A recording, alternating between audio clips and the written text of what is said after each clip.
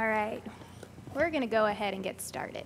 We're missing a couple. I think one's stuck in traffic, and two aren't going to be able to make it tonight, so it's just us. So I wanted to open really quickly. I know this isn't on your guys' agenda, but I think it needs to be addressed. So Heritage Day. So as you know, that we have a task force that's created to revamp Heritage Day. We had made a decision to where we weren't going to announce any of the changes prior to us really having kind of a set plan, like what we were thinking about doing.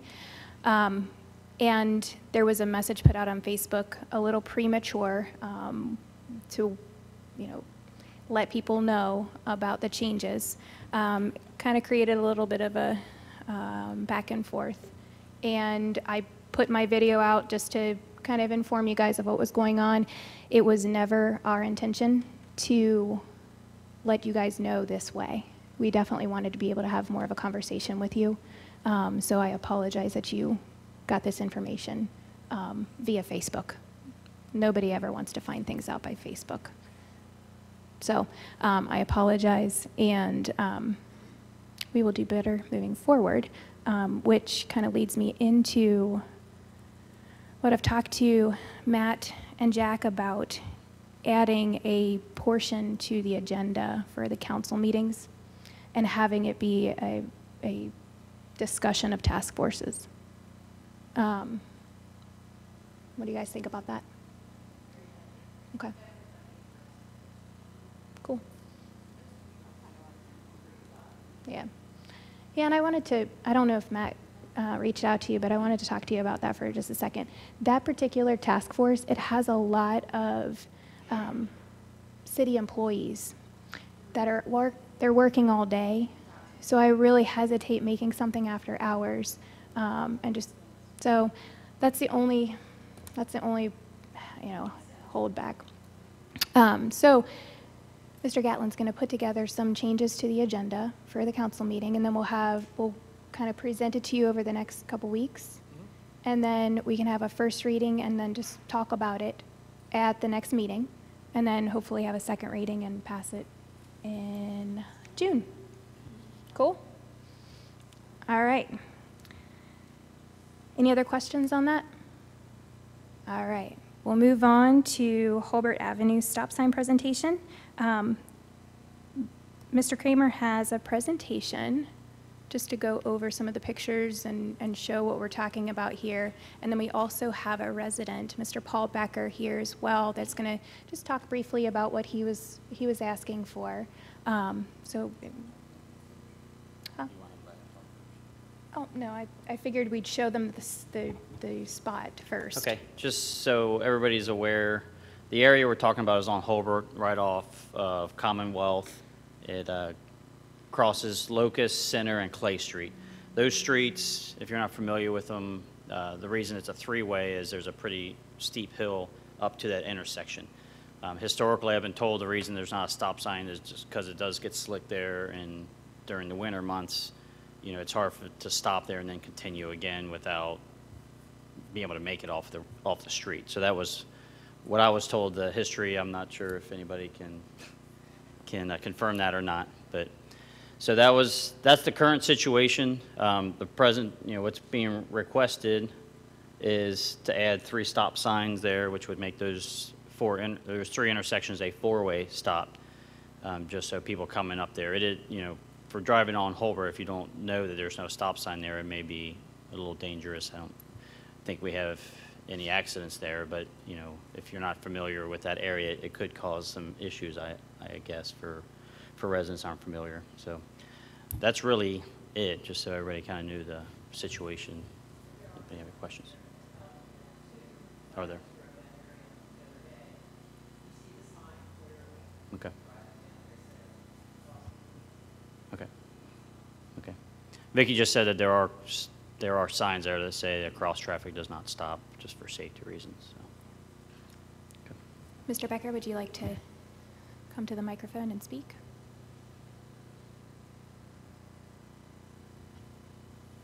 Hi. My name is Paul Becker, and I live at 3165 Hulbert. Many of you may remember that as being the address of the daycare center. We bought it 6 years ago, and at that time, dealing with the building inspector, we were advised that the only thing we could do was convert it to a single-family residence. So for 2 years plus, that's what we did, was convert it to a single family. And since I'm getting older, I'm starting to enjoy the fact everything's on one floor. No steps, no nothing. But when Mayor Fetty came around campaigning, she said, "Are there any issues you'd like considered by the city?" And I said, "Yes. I'd like the 3 streets that have 3-way stops changed to 4-way stops because it's unsafe. And I'd like to give you a little background of why I think it's unsafe. The parking on Hulbert in that area is on the one side that reduces it down to being a 1-lane street. Any number of times in the 6 years I've lived there, I've driven down there and had only 1 lane to progress toward my residence. On several occasions, I've had vehicles come out of those streets and face me to where one of us has to back up. And I find it interesting that people of senior age tend to back up for you. People younger than that tend to keep on going, and you've got to do something. On one occasion very recently, the entire block from Locust to Center was parked up except for one spot. I was heading toward my home, going eastbound. Somebody came out of Center, headed toward me, and I only had one place to go in line with the parked cars.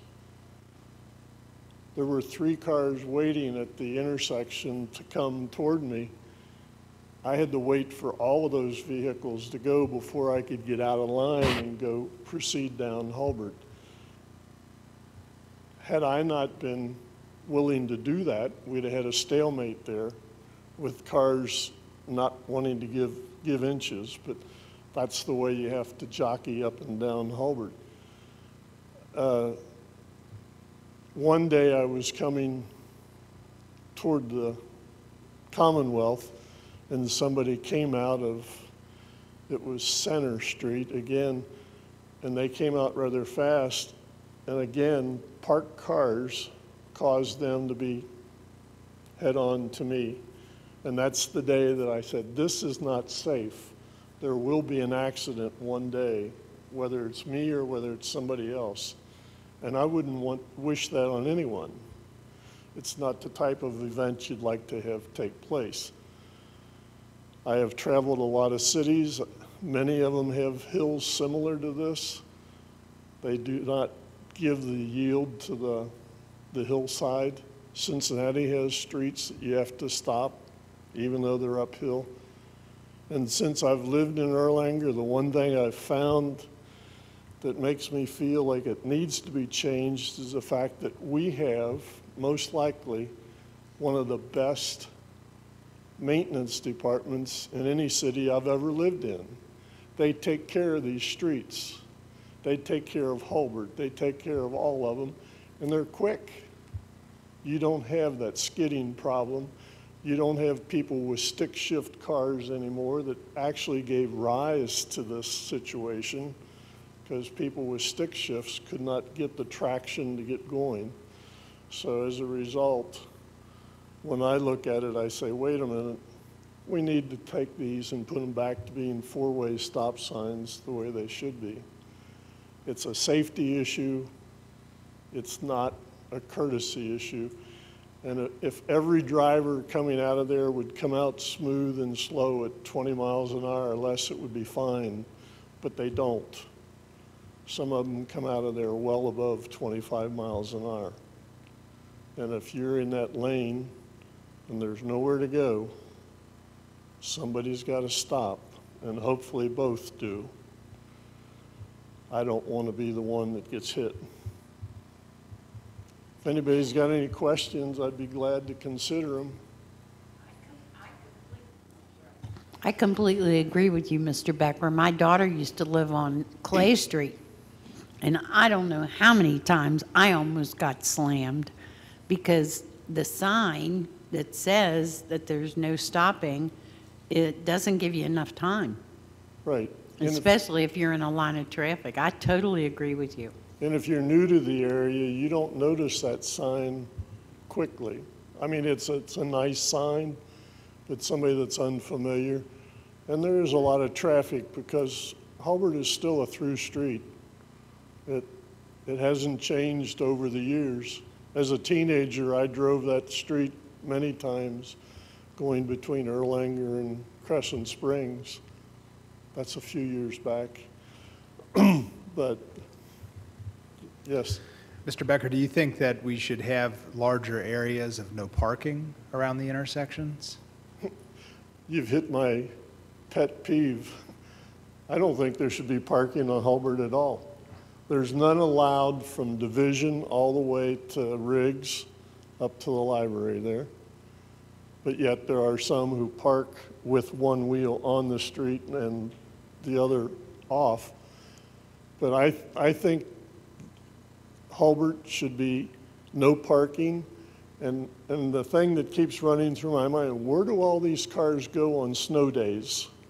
They disappear. And it's a wonderful thing to drive down Hulbert on a snow day, and there's no traffic, there's no problem because you're going both ways with no problem. And I keep thinking, where do they go with their cars on snow days? Why can't they go there today? Any other questions for Mr. Becker? Okay. Making that a four-way stop, people coming down the hill on Locust Street. In the wintertime, it's slick there.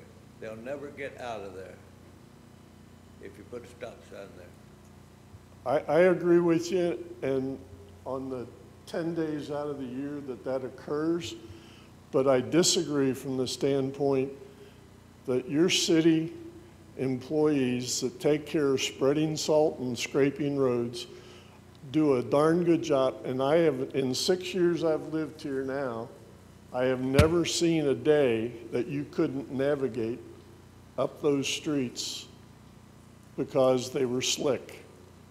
The city's done a darn good job of keeping them clean, and that's the answer to it.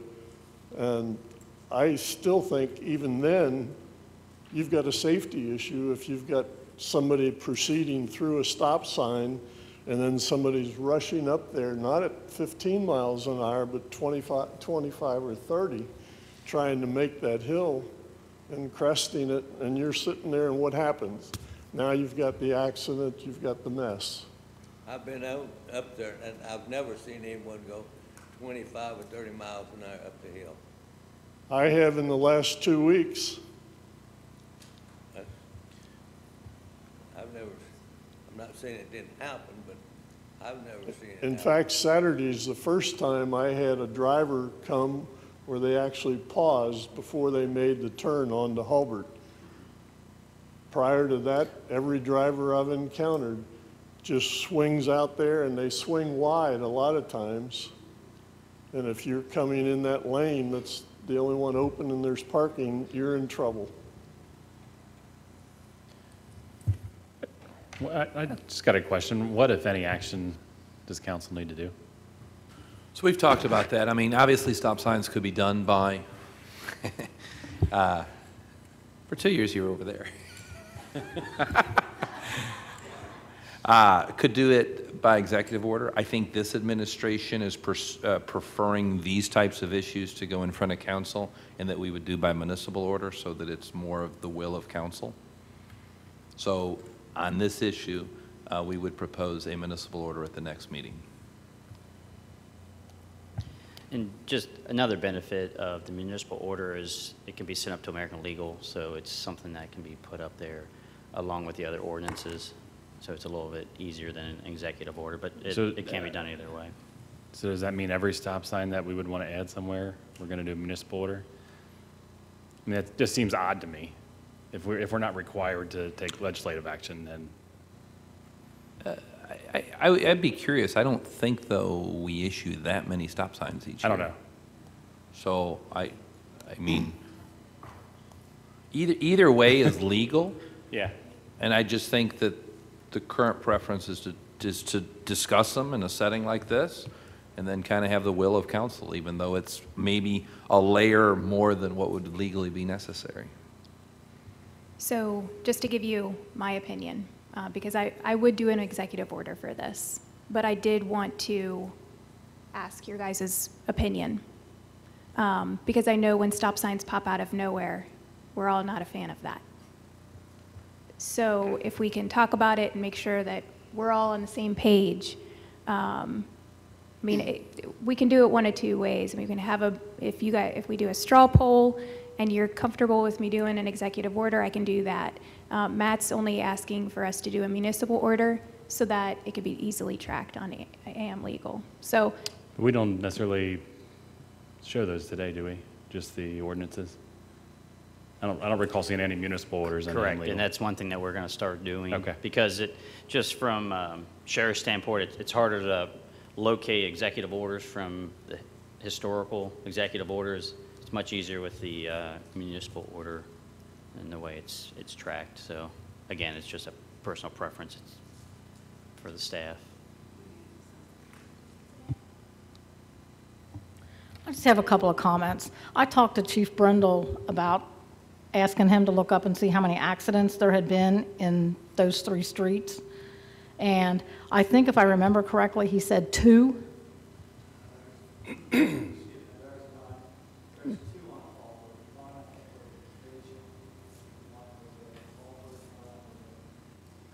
Okay, did you hear him? Okay. So Over which I'm- span of time? as far back as he could go.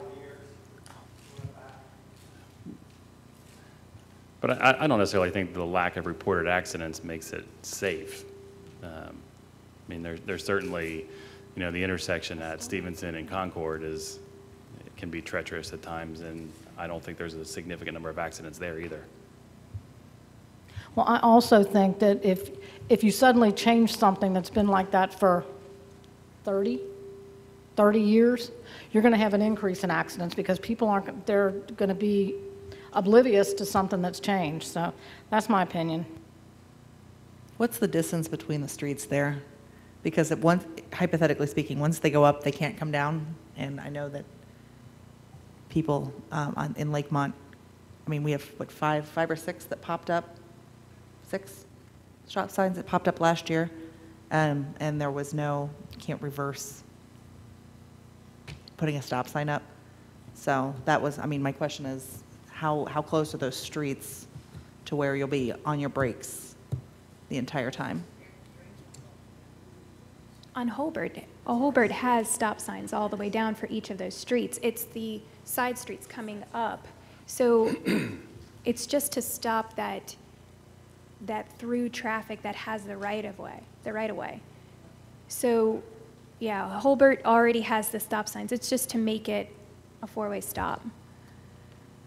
I mean, in my opinion, I agree with Mr. Meyer. The lack of accidents doesn't necessarily mean that it's a safe situation. And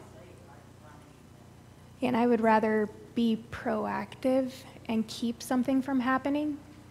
Mrs. Kyle?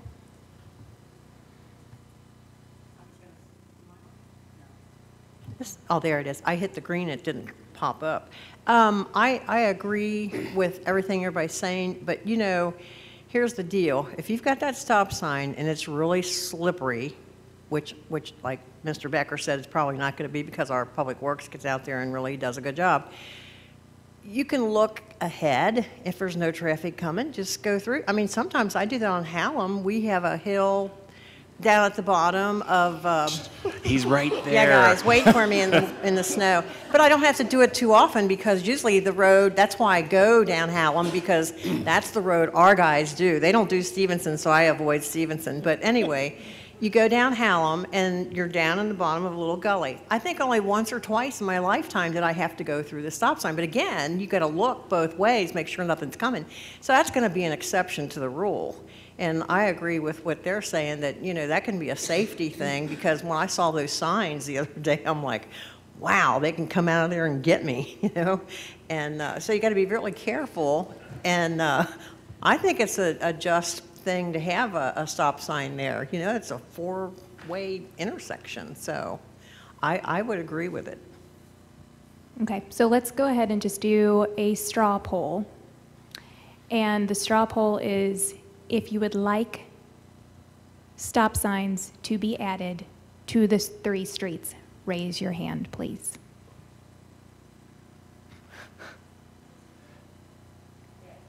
I'm not voting either way. 1, you're very like, No, I'm not going to. 1, 2, 3, 4, 5, 6. Okay. All right. So I will talk it over with Director Peter Glenn of our Public Works. And is that good enough to go? Municipal order or executive order? All right. We'll have a municipal order ready to go next meeting. Thank you, guys.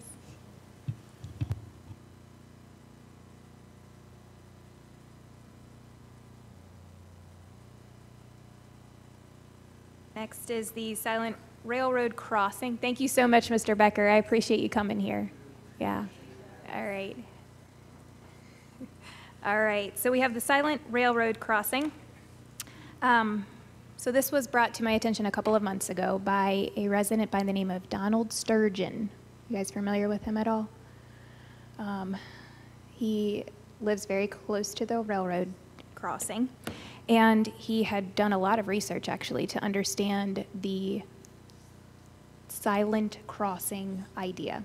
So basically, it'll shut down the trains from blowing their horns through like 11 p.m. or 12 p.m. to 5 a.m. So just through those morning, really late night, early morning hours. Oh, I'm sorry. Well, go ahead. There's no point in showing you my slides now. All my work for nothing.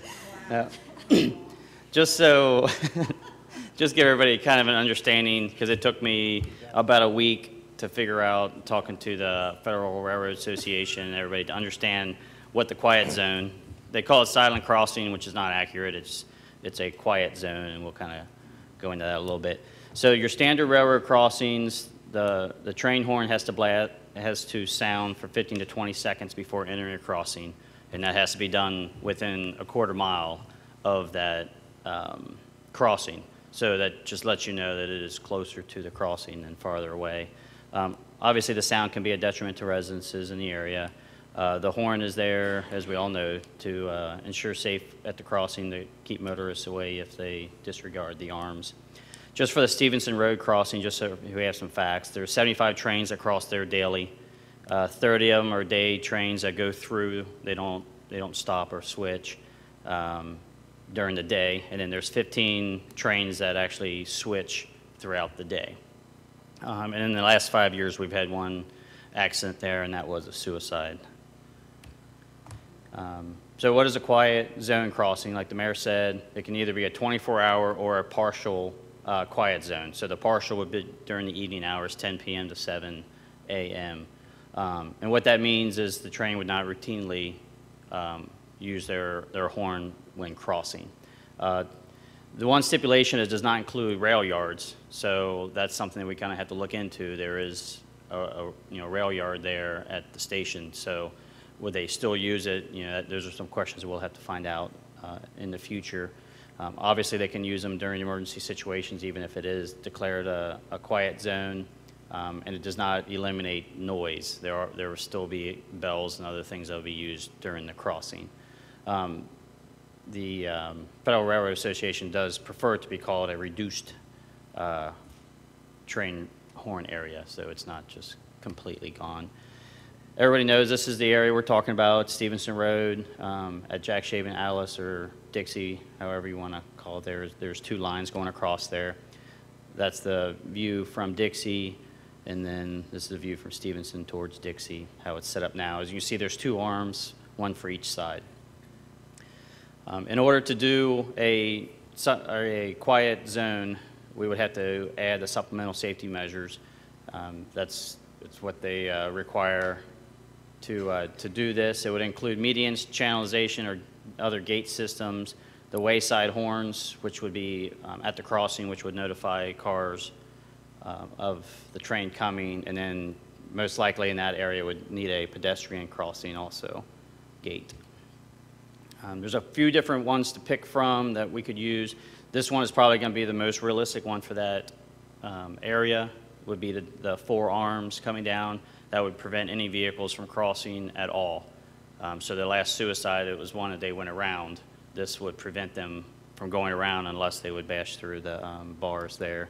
There's other options for the median or even the panels. Just from looking at it, it doesn't look like those are really realistic for that area due to the tightness of the road, but those are the other options. I do believe that this would require a pedestrian crossing in addition because there is a sidewalk that goes through there. So just because the arms are down for the vehicles, it would still allow pedestrians. So I believe that would probably be a requirement as well. It could be some sort of a gate or the arm that would come down. The Wayside Horns, so there will still be sound coming from that area when a train is coming through, even though the big loud horn is not going to be on. It will have a loudspeaker that will notify the cars of an approaching train, and then also the pedestrians. So there will still be sound. Just some legal considerations. You know, the courts obviously will determine who's liable if a collision would occur. The point of those safety measures is to remove the option of the horn on the train not being sounded as a reason for an accident. So that's kind of the point of it. But this may or may not increase liability at the crossings for the city, since the city would be requesting it. So that's something that just to kind of consider. Installation costs, after talking with Norfolk Southern, who owns the crossing, the paperwork that I completed, it said the estimate was at $100,000. They said that was way off for that area. It would need a complete gate system to replace it. So initially they're off estimating it's $250,000. Now to move forward, it would be I think $5,400 is what they quoted me about 9 months ago. So I'm just estimating $6,000. Norfolk Southern would have to do an analysis to kind of give us an idea of what the project would really be if we decide to move forward. There is a Chrissy grant that could cover it. They have a minimum of 20% match, but it says in the literature they really would like 50 or more % to get you on the list to actually help pay for such a crossing, which would make the estimated cost for the city between $50,000 to $125,000 to do the crossing.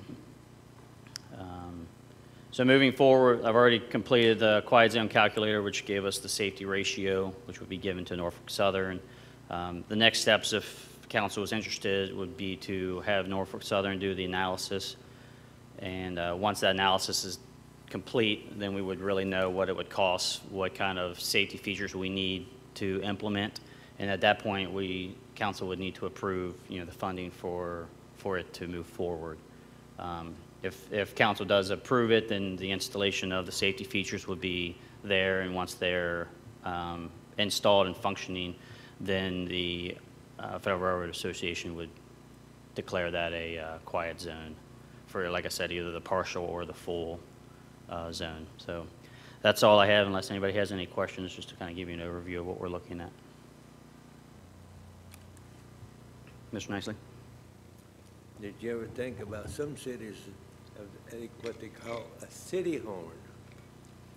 It doesn't go that loud, it's muffled. Some cities have got it. Okay. Is that on the train? Yes, on the train. Okay.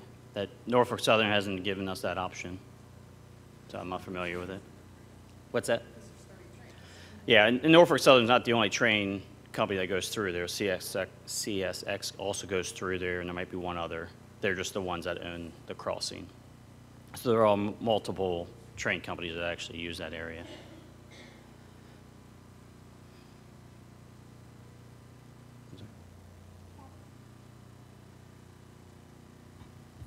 Besides the safety feature, I think that's, I think you need horns. And the train was there before the houses and the people and everything, so you knew when you moved there, you're going to have to deal with that. I also think that, like I said, just not the, I just think the safety issue is the biggest concern, and $250,000? I think our city has more things and better things that we need to spend our money on, especially when we deal with the railroad. They change their mind so much, and it's 250 today, tomorrow it's 300, maybe it's 500, I don't know.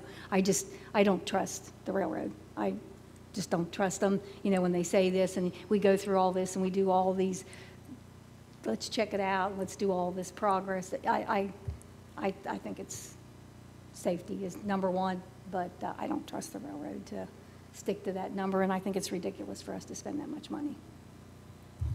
Look how long it took them when they talked about painting the bridge. Oh, it's still not painted.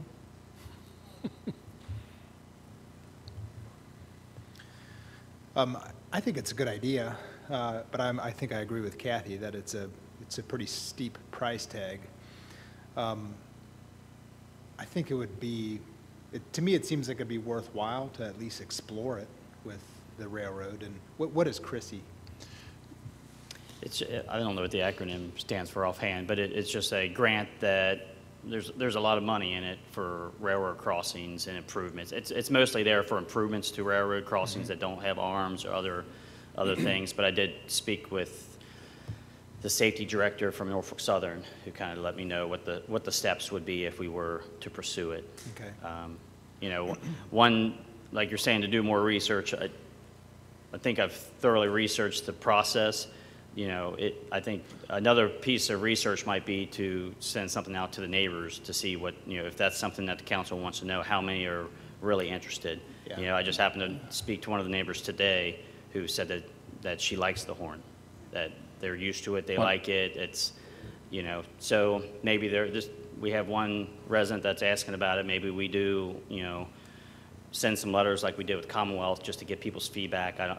Whatever the council thinks. I mean, if that's something that you guys want to know to move forward, we can definitely do that. If it's not something that we want to do, then, that's fine too. But just throwing out an option moving forward. Well, I agree with Kathy too. I think the train was there a long time before. It's allowed.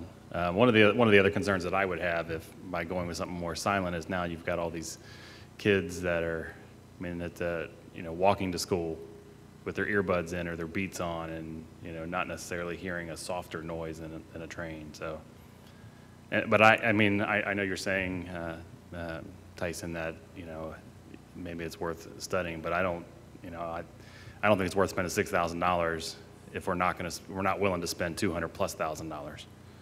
It's just to me throwing away $6,000. Oh, Vicki.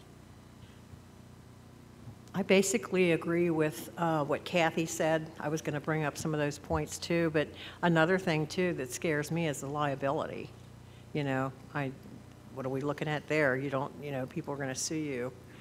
I mean, and Gary brought up a valid point too. I mean, the railroad's been there forever, and they built their houses there, and they knew that there was going to be a noise. And I can hear it at my house. I hear the noise, but you get used to it. It's not like it's that invasive. We got the airport too. They fly right over the house and can't make the airplane stop.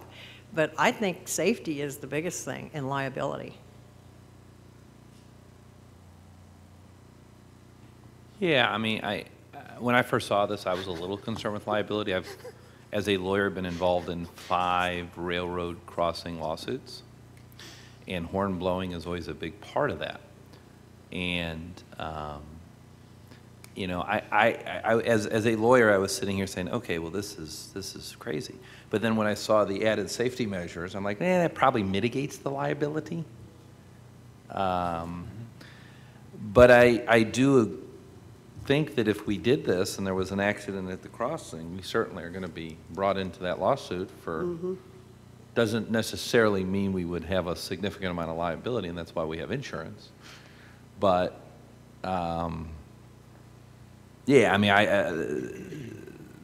I'm frankly a little surprised that we're okay with this, because the trend 5 to 10 years ago, when I was more involved in Grant County, and we have lots of crossings, and there was some really bad accidents where those trailer parks were. Several kids lost their lives. I mean, the trend there was, you know, we got to blow that horn about 6 times every 30 seconds as we're going through these crossings. Yeah. So I guess the long-winded answer is I do think we would have a little bit of exposure on it, but I think it's mitigated by their safety measures. And I think the fact that it's a approved program through Norfolk Southern probably gives us a little bit of a blanket. I actually think it's important to have the noise at night because people are tired when they're driving, and sometimes that alerts them. Or if you have somebody that's left a party or something, they've got all these noisy people in their car, again, the noise might alert them for that. So I think we should keep it. I think there's a lot of really good points here, and I can't say I disagree, but I will say just one other item for food for thought. I know that the houses came in after the railroad, but is there a chance that this could increase property values? I mean, would it be easier to sell a house for more if it doesn't have the horn blowing all the way through there? Well, I mean, the train's still going to be there. The tracks are still there. Mm-hmm. Yeah. Yeah. Okay. Okay, I appreciate the discussion. I had already talked to Mr. Sturgeon after I talked to Jack and Matt quite a few months back, and I said, look, it's really going to be expensive. I just don't think it's going to be the right time. I don't think it's going to be a good idea. And he came back. So I wanted to throw it out there to you guys, see what your thoughts were. Okay. Any other questions or comments on that? Mr. Becker? Sure, sure. The new renovation or removal of the trees on, yeah, Kenton Lands there. Believe it or not, the railroad actually starts their siren or their bell or their whistle going about that point. It's in line with where our property is, and the noise is increased as a result of that. But what I'd like to go is step back a bit.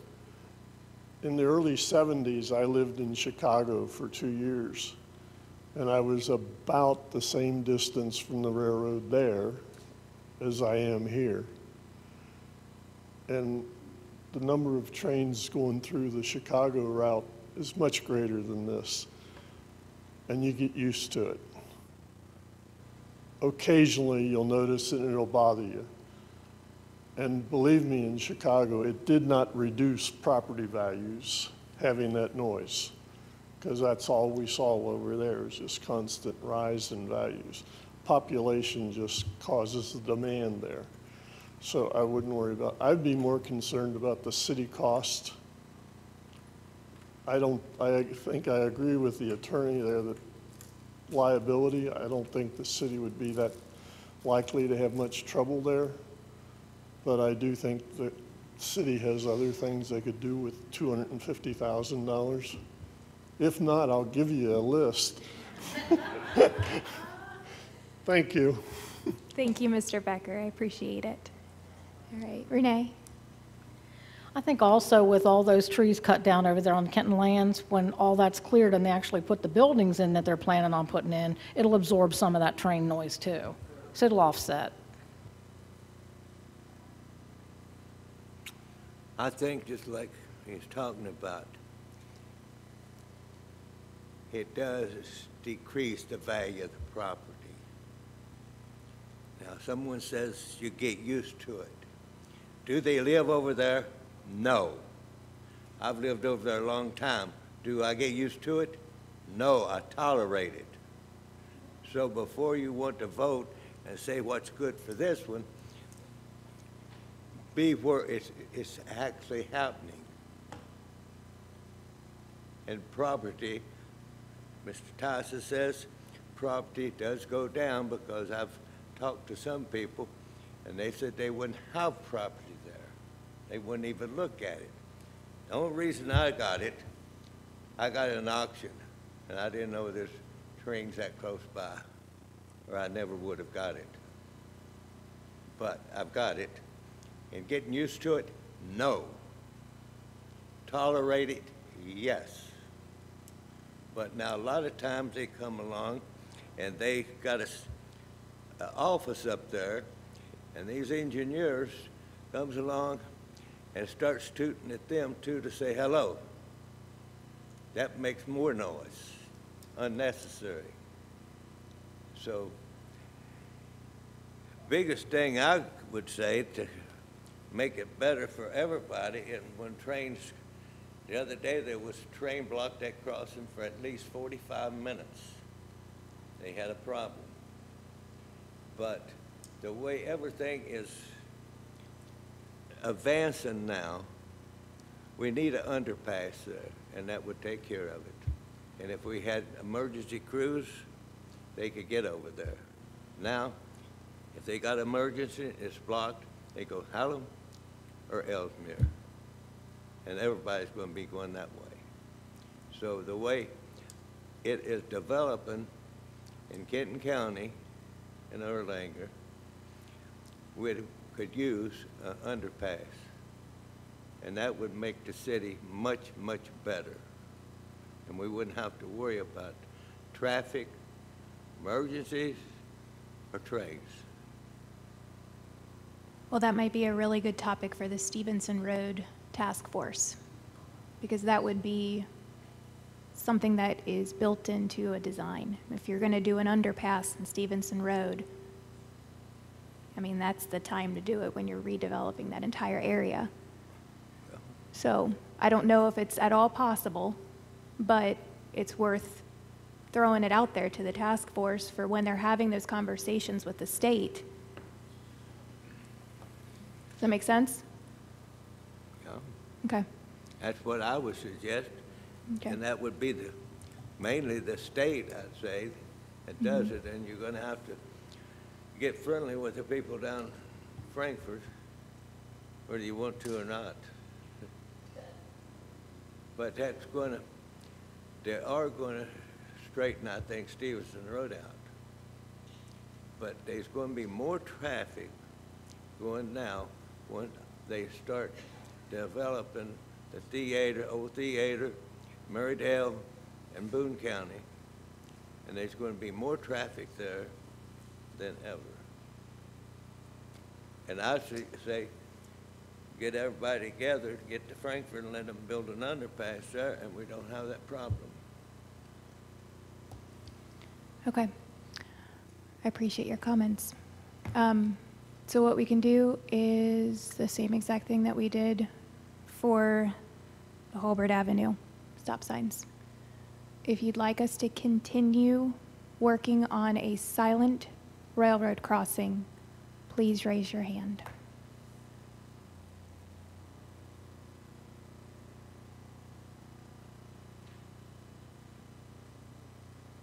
Okay. All right. Thank you. Did you hear what I said?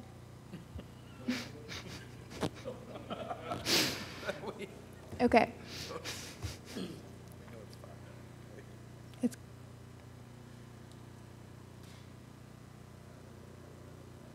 oh, okay. All right. All right.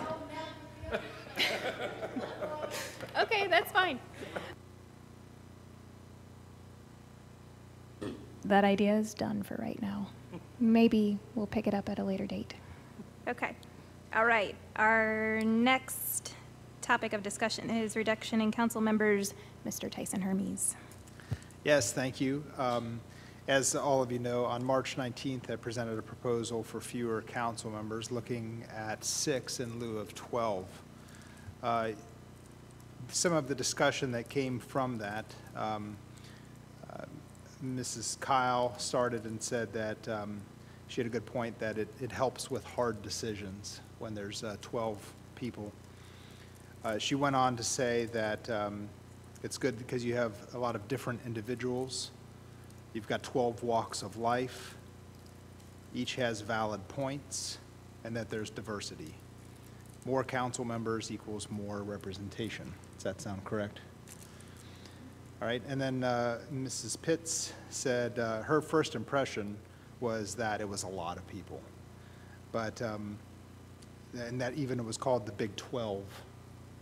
But that other council members have told her that we get a lot done for having 12, and we're paid less than $4,000 a year, and would prefer to have more council members at a lower salary.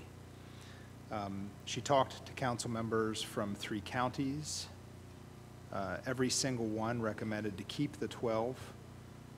She quoted one and said that, one that was in a 4-person commission, I believe, and said, "We go down to tiebreakers all the time." Another council member told her, "We have 6 council members within 5 miles. 2 miles, okay, thank you. Okay, thank you." Make that correction.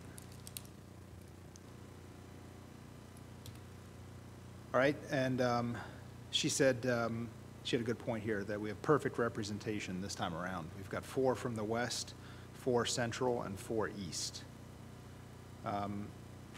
She was also aware of a 4-person commission where there was a mayor and 2 buddies, and the commissioner that she knew gave up because they couldn't get anything done. A majority of 12 comes up with the right answer, I think she said. Diversity is good. It doesn't matter if it's 6 or 12, you're not necessarily guaranteed that you're going to get 6 workers. Then Mr. Cahill said that, he was pretty brief and said that a 12-person council makes it hard to make mistakes, which I think is well said. Then Mr. Nicely said, if more makes us better, let's go with 14. Then Mrs. Skidmore said, the city clerk changes the order in the way that we vote, so we can't be accused of copying someone else's vote. And that back in 2016, she studied 6 cities with 12 council members. Erlanger was in the lower half of the pay or the compensation. And let's see, lower half of those 6 cities for the compensation of the councilors. Yeah, okay. Can't read my own typing. And then she said the 12 is the right number to go. Sound right? Okay. And then Mr. Burke said, why change what works? Erlanger is not struggling for money. And then Mrs. Sudkamp said, no other city compares to Erlanger. We lead the way, we do it right. So my point was to talk about reducing the number. My presentation on March 19th focused on the 6-person council in lieu of 12. It was not my intention to say just 6. This was made apparent to me when one of the council members approached me after the meeting and said they supported 7. Another then said that they supported 8 or 9. While Mr. Nicely said 14, I believe it was in jest. He can correct me if I'm wrong there or slap me. No, that's correct. In jest? Correct. It was in jest, okay. And at 14, good, we could go 16. And I think he actually supports a lower number. So my intention wasn't 6 or 12. It was, 6, 7, 8, or 9, something less than 12. And so I wanted to open it up again to people's thoughts. If there was maybe not just 6 or 12, but if there was another number that maybe people would support and maybe why. Or if you still staunchly think that 12 is the best, I'm open to that as well.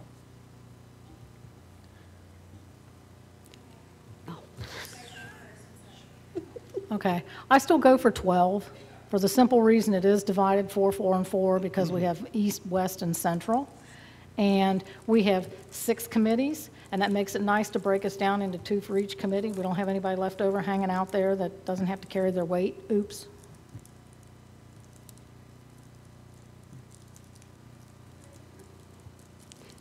I still support 12. Tonight was a good example of that. We have 8 here tonight, we have 8 here tonight. And there's weeks that people can't make it, and we had such great conversation with 8 people. And, you know, if we had, I would have loved to have heard Tom's comments or some other people that would have been here. And everybody had different comments and different viewpoints, and that's one of the things I love about the 12. But also what I love about the 12 is when we do have people that can't be here. As we all know, earlier this year, we had medical crises all over the place. And we still have a large number that can still bring in a lot of ideas. And my husband told me tonight that a friend of his wants to run for Florence Council because he heard they now make like $9,000. And wow, that's, you know, I want to make that. And I don't want people to run for Erlanger because we make more and have less people to do things. I'd rather have more people to do things and make less. That's just, you know, I understand everybody's viewpoints and points. That's just where I think it should be. Thanks. I think it's awesome that we have 4, 4, and 4 for this election cycle, but that's not always going to be, I think, the case. And I agree with Corinne. There are actually some cities in Northern Kentucky that don't have a pay at all, and people still, we're public servants at the end of the day. I'm not going to lobby for reducing council, but I probably wouldn't vote against it if it was brought up because, not to 6. That's entirely too small, I think, for our population size. But I think we'd be able to. We have a lot of people who hustle on our council, so I think we'd be in good. Whatever the verdict ends up being, I think we'd be in good hands because we have so many people that work really hard with our city. So. I guess as I've been out, talking to other people, that was one of the questions that I've gotten, why they're 12, and the only answer I could give is, because that's the way it's been. I am one that supports a reduced number, but, I think I'd almost like to take this to a different approach rather than, us looking at this. Is this an opportunity for us to attempt a ballot initiative and let the people tell us what they think? If they felt that, hey, they reduced a number less than 12, then we do it. But, I don't know. I certainly would support a reduced number, whatever that right number is. I don't know. I know that puts someone like me on the fringe, right, of not being here, being able to be the public servant because I'm at the bottom of that list. So I do that at my own detriment. But I would like to see. I would be really curious to see what the public wanted, what our citizens wanted, and if they felt hey, 12 is the right number, then we can completely drop the conversation. Can I address that real quick? I did actually speak with Mr. Gatlin about that, and I've also spoken with J.D. Cheney of KLC, and that is actually something that we cannot, or we can't necessarily put that on a ballot. The public, that is one item that is determined by this council. But it wouldn't necessarily be binding, right? Oh. Isn't that something that we could put and just to have, that information, but not necessarily something that would be binding? We wanted to change the form of council, right? I get that has to go to the public, but I don't think anybody's suggesting we do that. I don't know if Gabe, somebody would consider putting that on if it wasn't something that would be binding or not. That'd be a question for her. Yeah, I don't know. I agree. I think that's a Gabe Summey issue, whether she would allow a ballot initiative that's primarily a poll. I don't know. I don't know. I don't even want to comment on that. I don't know. Okay. I can find out. I have no problem reaching out to her. Yeah, that'd be great. Okay.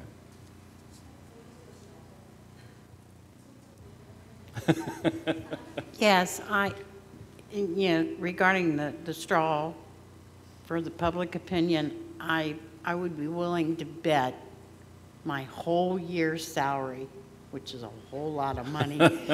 I would be willing to bet that they would think that we do one hell of a job with 12. I don't see any reason whatsoever why to roll the dice and maybe not get the quality people that we get now. We have got people that are dedicated. They are not here for money. That's for sure. What do we make, like 17 cents an hour, I think, or something crazy like that? I don't know, it's insane. I am all in favor of keeping the number at 12. I think reducing it could quite possibly create some turmoil in the city. Thank you. I have a turn? Thank you. How many council has Cincinnati got? 5? 5. $80,000 or something? It's a different state. Okay. It's a different state. How about Florence? How many Florence got? 6. Okay. Now, you say 12 gets things done, and 6 wouldn't. How long did it take us to decide on the chicken lady over on Division? We got 12. About 2 years? That went around the council for about 2 years before you give a decision on her. I think it was about 6 months.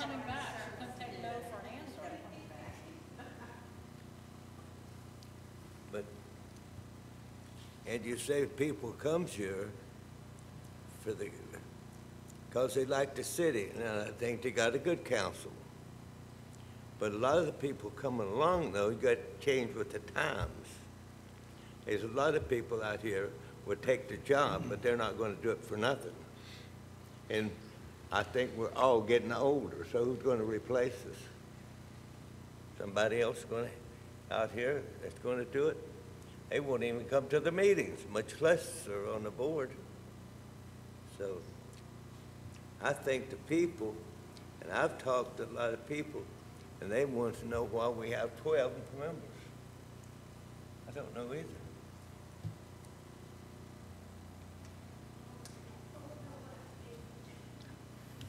I'm still for 12, and it's not because that's the way we've always done it, because I welcome change. I mean, there's some areas of the city that we are changing, and I'm glad to see that.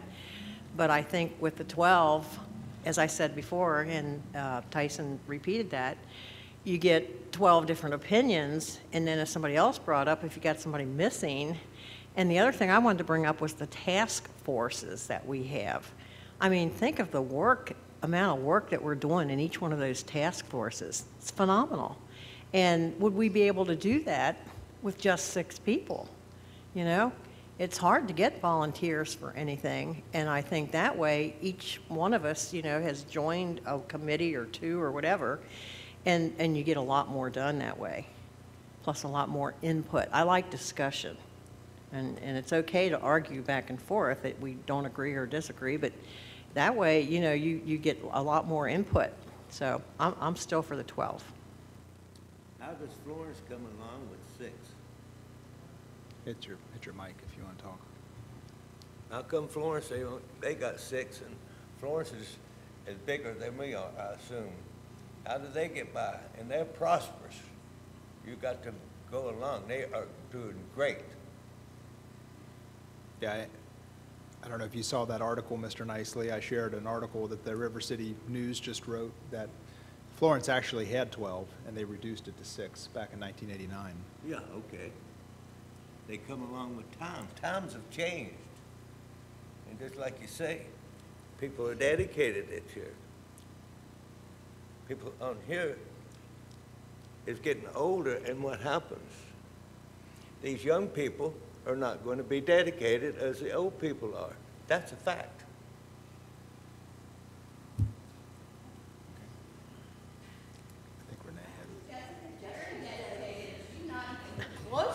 I remember when Jessica got the scholarship that Mr. Howard and Kathy Cahill and I all organized, and they said this is a waste of money. And I handed it to her. Yes, and so she stood up there at that podium and she says, she wanted to come back and be part of city council, and by golly, did she ever come back. Look at this. I mean, so I don't think Florence's prosperity has anything to do with how many council members they have. I think it has to do with the mall and all the others. I mean, each city is totally different, so. But I like the 12 and the fact that, you know, we get stuff done. I think we get things finished. We can't help it if people keep coming back on some issues. You know, that's beyond our control. And I told Jessica also she was interested in the chickens, and she, you know, I know she felt bad because the chickens weren't accepted, but I told her, I said, well, when I was young, I was on council and I wanted a skateboard park, and I was laughed off the council. I mean, they just thought I was stupid. And so, I mean, we have to have big shoulders. We have to look forward to that kind of thing. But I still like 12 people. I would hate to be on here and only 6 of us. That would be scary. That's the reason we need 6. You're too scared. All right. Did Renee have Renee, something? did you have anything to add? Okay, I actually have more. Mr. Hermes. Thank you. Okay, so, you know, believe it or not, I'm not totally against 12 council members. Every single person I've proposed this to so far agrees with me. The idea of wards. Gabe Summey is in the process of redistricting our precincts. Right now we have 13. Due to a shift in the development and the population growth, she plans to reduce Erlanger's 13 precincts down to 12 precincts. She's in the process of working on it right now. With a ward system, there would be 1 representative per precinct. While it may sound nice to have a diverse representation across our city, the reality is that we have 6 precincts that have 0 representatives. We have 2 precincts with 3 representatives, 1 with 2, and 4 with 1. The ward system would ensure a more diverse representation and spread evenly across the city. City council members would be voted by their precincts, their precinct constituents. This would bring equality among the city council members and disband the potential mob mentality. I believe this would foster a mentality of working together for the benefit of our people, the people that we serve. Is there any input on that? Yeah, there's input. Hit your mic. There's some. The problem with the ward system is if you're going to be electing 12 people from 12 different wards is you may not get some people in a particular ward.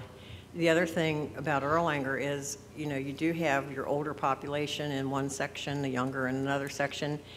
Some sections may not have anybody is the problem that I see with that. I mean, I understand that would be great. You're representing every precinct, but I don't know that you would get, I mean, I don't think you're going to get that many people to run, is what I'm saying. You may have one precinct that has nobody and another precinct that can only have 1.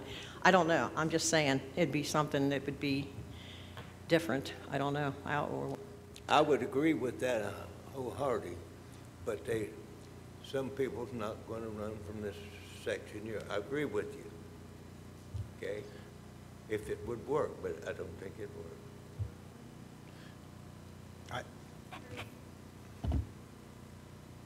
So the precinct, I guess you're talking about with 3 would be Rebecca, myself, and Tom Cahill. We're all precinct 13. However, There's also Lakemont. Gary, Vicky, and Kathy. Kathy. Yeah. Yes. But we vote at Lakemont too, so we're 13. But the thing is, like Vicki said, I guarantee you there will be precincts that no one will run. And if somebody's forced to run, what are they going to do? They're not even going to show up. And one of the top things my priorities right now isn't even on my precinct. It's over here by Showcase, dealing with the traffic for people in Cherry Hill. So I don't think just because you live in a precinct, you're only representing that precinct. That's just all I was going to say. No, and I definitely am not saying that you would only work on the stuff that's in your precinct. It would still be citywide. And, you know, and this is let's just play this out. If in my precinct, nobody ran, nobody submitted their name, I'm going to find that out. I'm going to find out that nobody filed to run because I care, and maybe not everybody cares, but you can't say everybody in an entire precinct Right, but that would leave it care. up to the other 11 council members to find You could someone. file as a write-in. Well, even outside of that, it would be up to the 11 other council members to find someone to fill that spot from that, from that area that may not have Well, yeah. paid attention, initially to some filing deadlines. If the word got out, it would only take one election to be able to say, hey, someone from this neighborhood is going to get elected, and people are going to run. And again, I support the idea of having the wards, even though I'm much farther away from Vicki and Kathy in terms of the number of votes. So this is at my detriment as well. But one of the things that I like is, Don, you mentioned, just as populations age and shift, one of the concerns that I have is, does it go from 4 to 8 on one side of town? I like the idea that the entire city is always has representation on the council, so that it can't be skewed towards, okay, let's make sure we're doing projects on one side of town versus the other. There are things that need to be addressed on both sides of the town, but obviously the east side of town is it's a newer, there's a lot of newer amenities there. The roads and the houses are all different, and there's a lot of sidewalks and things that need to be fixed over here, and I would hate to to see those things not get addressed. There is another option. I hate to add fuel to this fire. But the statute also contemplates a hybrid ward system. I don't know if y'all are familiar with that. I'm honestly not aware of any city in the Commonwealth that has done that, but the statute does allow. I'm sure there's out there. There's some reason there's a statute that allows it, right? Somebody wanted it at some point. But the statute gives broad authority to council in how they would delegate their wards. And you could do a combination of wards and at-large positions. So I don't know if that complicates this discussion or not. I just want to make sure council's aware that you theoretically, just for raw numbers, you could take the 12 precincts that Gabe Summey's getting ready to do, you could create 6 positions out of those, and then have 6 at-large positions, or 3 at-large positions, or you can't have 14. The statute says it's got to be between 6 and 12. Yeah, that's right. And you know what? I did come across that city in the research that I was doing. Okay, so and you are aware of a which one it was hybrid. offhand. Okay. I wish I had a mind like that, but I don't. And it was 6 plus 2 at large. So that is an interesting point. Thank you on that. And also for clarification, and I'll shut up, anything that the council would do on this issue would be effective next election cycle. So it's not like if you pass this ordinance, all of a sudden you're, so it would be next election cycle. Well, I know it's going to make some people upset, and I know that I don't want you to think that I am not listening to you. I am hearing what you're saying, but I know that there are some council members that are saying they would support a fewer number. I'll work on trying to get consensus among, it looks like, 4 of us to determine the correct number to propose in an ordinance. We would have the support to be able to introduce it, motion and have a second, and bring it to a vote. And, and that's part of, I guess, my goal with this is when someone says, then, why do you have 12 council members? We won't shrug our shoulders and say, I don't know why, or it's always been like that. We'll be able to say, there's a majority of council that wants 12. Before we do anything like that, can we address the question of whether it's even possible to have something on the ballot to ask the people? Yeah, I have absolutely no problem calling the clerk tomorrow and asking. And my guess is she's not going to know off the top of her head because she's probably going to have to, talk to Frankfurt and see the practicality of that. It could be a slippery slope, right? And you're right. You're right. You might have to, now everyone's saying, hey, let's just see what the public thinks about this. I mean, I don't know. I don't know.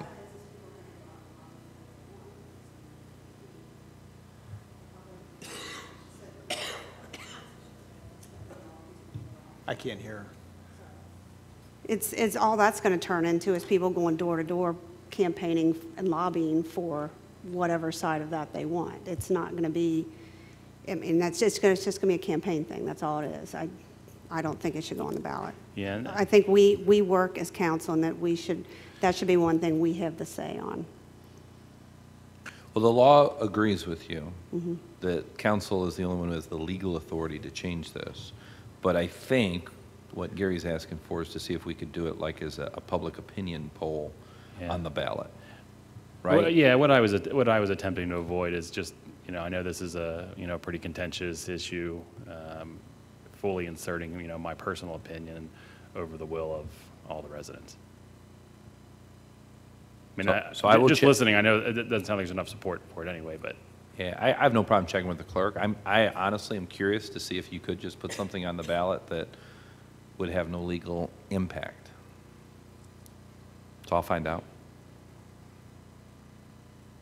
I certainly appreciate council's time and consideration. Thank you.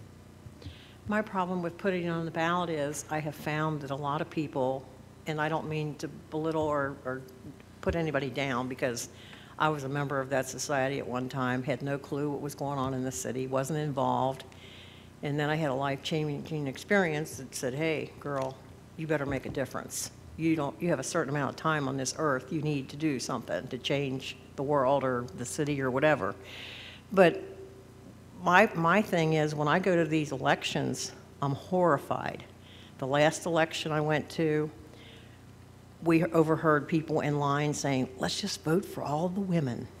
And I'm like, really? You didn't do your homework? You didn't see what people stand for? But I can't say anything because I'm standing in line. And times before that, somebody says, oh, I don't know any of these people. I'm just going to vote for the first 12. And I'm like, so I don't know that people understand what we do. And as Corrine said, we understand the job. We understand the work that's involved, and we still want to run, because we want to help the city. So I don't know that that would be a good idea, or enough people would even put a valid answer on that. I'm just a little bit afraid of that, but that's just my opinion.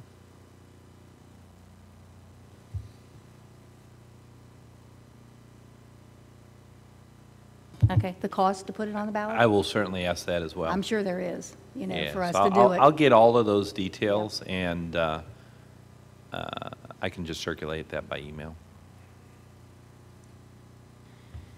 Anybody else have any questions, comments, or concerns?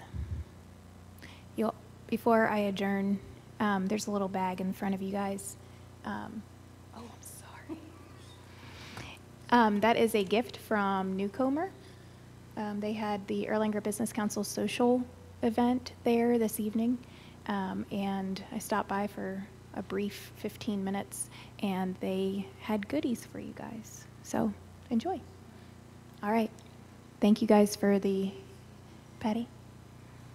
I want to make a public service announcement that we need to pray very, very hard for Angie Kramer tonight. That is all. Thank you. Mayor, didn't you have a petition that you were going to talk about? Yeah. All right, guys. I'll pass this around. So my son, James, I don't know if any of you know him or met him. He's a ball of crazy. But he came off the bus the other day, and he had a petition for me. A petition for hoop. The kids of Lakemont ask for a basketball hoop, single rim, be added to Flagship Park 10 feet. And then he got signatures. Oh my God. How old is he? He's 8. So I'll have this up here if anybody's interested in looking at this. He's adorable. I think maybe, do you guys know Melissa Hammond at all? I think her son might have kind of pushed him a little bit. But it's very cute. So I'm going to give this to Peter for consideration. All right. All right. Thanks, guys. Have a good night. Do we need a motion? All right. Yes, actually. Motion to adjourn, Corrine, Rebecca. All in favor, say aye. All against? All right, pass. Have a good night.